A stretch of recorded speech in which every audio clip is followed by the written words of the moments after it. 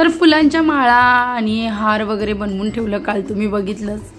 त्यानंतर इथे मी उटणं भिजत टाकलं आणि उटणं कशात भिजत टाकलेलं बघा घाईघाईमध्ये।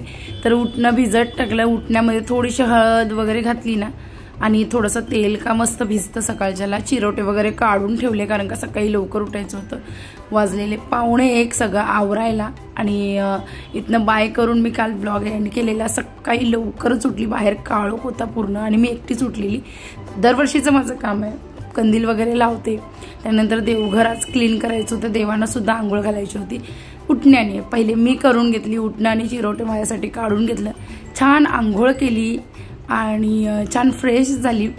त्यानंतर सगळ्यात पहिले मी कोणतं काम केलं माहिती आहे का, सगळ्यात पहिले हळदीचं लेपन केलं, दारामध्ये पाणी शिंपडलं अगोदर आणि मग हळदीचं लेपन करून घेतलं आणि चिरोट्याचे दिवे लावते मी। हळदीचं लेपनसाठी हळद आणि गोमूत्र आणि पाणी घेते, बाकी काही नाही घेत। छान असं हळद लावून घेतली उंबरठ्याला आणि मग दिवे सगळे तयार करून ठेवलेले रात्रीच, त्याच्यामध्ये वाती आणि तेल घातलं आणि छान रांगोळी वगैरे काढून घेतली। चिरोट्याचे दिवे दोन्ही साईडला लावते, आज नरक चतुर्थी आहे, तोरण आज लावायचं होतं म्हणून घाईघाईमध्येच काल बनवून घेतलेलं।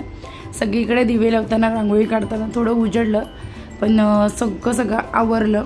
सगळ्या घरात बाहेर सगळीकडे दिवे लावले। तर घरामध्ये पाणी आपण ठेवतो ना, तिथे पितरांसाठी दिवा लावायचा असतो, त्यानंतर बाथरूम जवळ सुद्धा दिवा लावायचा असतो। आज नरक चतुर्थी आहे, घरामध्ये सगळे जिथे इथे कोपऱ्यात तिकडे सगळीकडे दिवे लावायचे असतात।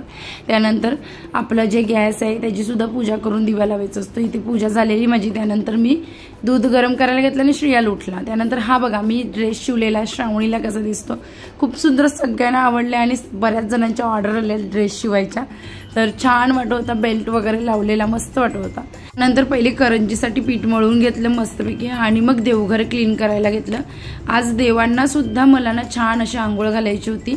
इथे देवघरात पूर्ण मांडणी करून घेतली आणि मूर्त्या आहेत त्यांना उठण्याने छान आंघोळ लावून पूर्ण मूर्त्या मांडून घेतली, नवीन वस्त्र घातले, दिवे वगैरे लावले आणि मग सकाळची ही देवपूजा नरक चतुर्दशीची माझी।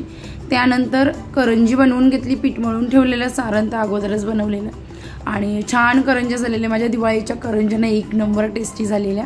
करंज्या वगैरे बनवून घेतल्या दुपारी आणि मग नंतर पुन्हा उद्या लक्ष्मीपूजन आहे, तर स्वामींसाठी एक सुंदर हार बनवला आणि त्याचा ब्लॉग तुमच्याबरोबर मी तेव्हा शेअर केलेला आहे।